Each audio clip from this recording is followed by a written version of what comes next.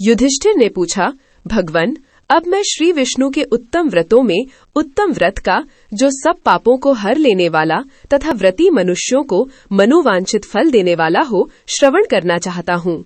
जनार्दन, पुरुषोत्तम मास की एकादशी की कथा कहिए, उसका क्या फल है और उसमें किस देवता का पूजन किया जाता है? प्रभो, किस दान का क्या पुण्य है? मनुष्यों को क्या करना चाहिए? उस समय कैसे भोजन किया जाता है? किस मंत्र का जप होता है? कैसी पूजन विधि बताई गई है? पुरुषोत्तम मास में किस अन्न का भोजन उत्तम है? भगवान श्री कृष्ण बोले, राजेंद्र, अधिक मास आने पर जो एकादशी होती है वो कमला नाम से प्रसिद्ध है।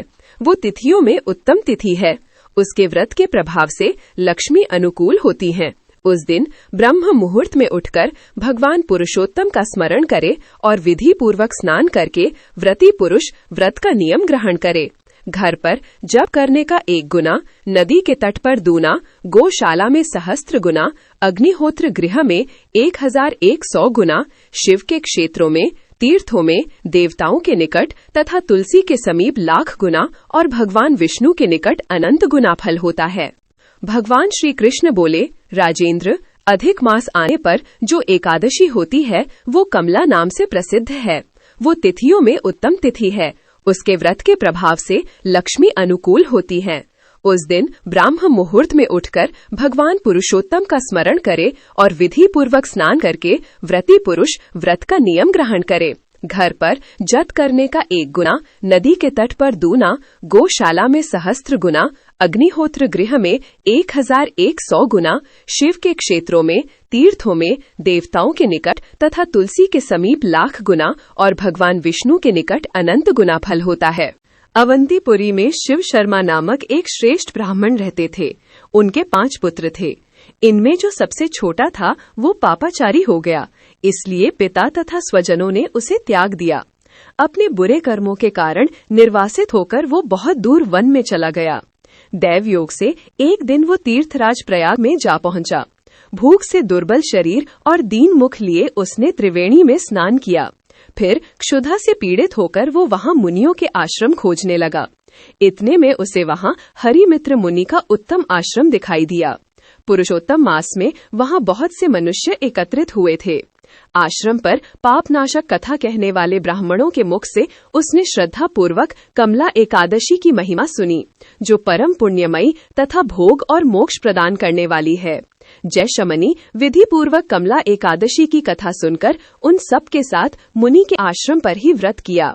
जब आधी रात हुई तो भगवती लक्ष्मी उसके पास आकर बोली, ब्रह्मन, इस समय कमला एकादशी के व्रत के प्रभाव से मैं तुम पर बहुत प्रसन्न हूँ और देवाधिदेव श्री हरि के आज्ञा पाकर वैकुंठ धाम से आई हूँ। मैं तुम्हें वर दूंगी। ब्राह्मण बोला, माता लक्ष्मी, यदि आप मुझ पर प्रसन्न हैं तो वह व्रत बताइए जिसकी कथा वार्ता में साधु ब्राह्मण सदा संलग्न रहते हैं। लक्ष्मी ने कहा, ब्राह्मण, एकादशी व्रत का महात्म्य श्रोताओं के सुनने योग्य सर्वोत्तम विषय है। यह पवित्र वस्तुओं में सबसे उत्तम है। इससे दुस्वप्न का नाश तथा पुण्य की प्राप्ति होती है, अतः इसका यत्नपूर्वक श्रवण करना चाहिए। उत्तम पुरुष श्रद्धा से युक्त हो 1 या आधे श्लोक का पाठ करने से भी करोड़ों महापातकों से तत्काल मुक्त हो जाता है। जैसे मासों में पुरुषोत्तम मास, पक्षियों में गरुड़ तथा नदियों में गंगा श्रेष्ठ है, उसी प्रकार तिथियों में द्वादशी तिथि उत्तम है। समस्त देवता आज भी एकादशी व्रत के ही लोभ से भारतवर्ष में जन्म लेने की इच्छा रखते हैं। देवगण सदा ही रोग शोक से रहित भगवान नारायण का पूजन करते हैं। जो लोग मेरे प्रभु भगवान नारायण के नाम का सदा भक्ति पूर्वक जप करते हैं, उनकी ब्रह्मा आदि देवता सर्वदा पूजा करते हैं। जो लोग श्री हरि के नाम जप में संलग्न हैं, उनकी लीला कथाओं के कीर्तन में तत्पर हैं तथा निरंतर श्री हरि की पूजा में ही प्रवृत्त रहते हैं, वे मनुष्य कलयुग में कृतार्थ हैं। यदि दिन में एकादशी और द्वादशी हो तथा रात्रि बीतते बीतते त्रयोदशी आ जाए, तो उस त्रयोदशी के पारण में 100 यज्ञों का प्राप्त होता है। व्रत करने वाला पुरुष चक्र सुदर्शनधारी देवाधिदेव श्री विष्णु के समक्ष निश्चित मंत्र का उच्चारण करके भक्ति भाव से संतुष्ट चित्त होकर उपवास करे। वह मंत्र इस प्रकार है, एकादश्याम निराहारः स्थित्वाहम अपरे रहनि भोक्ष्यामि पुंडरीकाक्ष शरणम में भवाच्युत। अर्थात कमल नयन भगवान अच्युत, मैं एकादशी को निराहार रहकर दूसरे दिन भोजन करूंगा, आप मुझे शरण दें।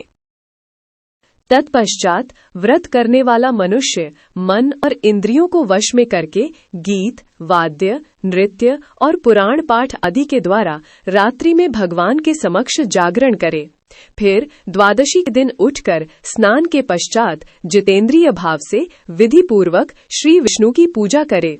एकादशी को पंचामृत से जनार्दन को नहलाकर द्वादशी को केवल दूध में स्नान कराने से श्री हरि का सायुज्य प्राप्त होता है। पूजा करके भगवान से इस प्रकार प्रार्थना करें। अज्ञान तिमिरांधस्य व्रतेनानेन प्रसीद सुमुखो भूत्वा ज्ञान दृष्टि प्रदो केशव भव। अर्थात केशव, मैं अज्ञान रूपी अंधकार से अंधा हो गया हूँ, आप इस व्रत से प्रसन्न हो और प्रसन्न होकर मुझे ज्ञान दृष्टि प्रदान करें। इस प्रकार देवताओं के स्वामी देवाधिदेव भगवान गदाधर से निवेदन करके भक्ति पूर्वक ब्राह्मणों को भोजन कराए तथा उन्हें दक्षिणा दे। उसके बाद भगवान नारायण के शरणागत होकर बलि वैश्वदेव की विधि से पंच महायज्ञों का अनुष्ठान करके स्वयं मौन हो अपने बंधु बांधवों के साथ भोजन करे। इस प्रकार जो शुद्ध भाव से पुण्यमय एकादशी का व्रत करता है वह पुनरावृत्ति से रहित वैकुंठ धाम को प्राप्त होता है। भगवान श्री कृष्ण कहते हैं, राजन, ऐसा कहकर लक्ष्मी देवी उस ब्राह्मण को वरदान दे अंतर्धान हो गई। फिर वह ब्राह्मण भी धनी होकर पिता के घर पर आ गया।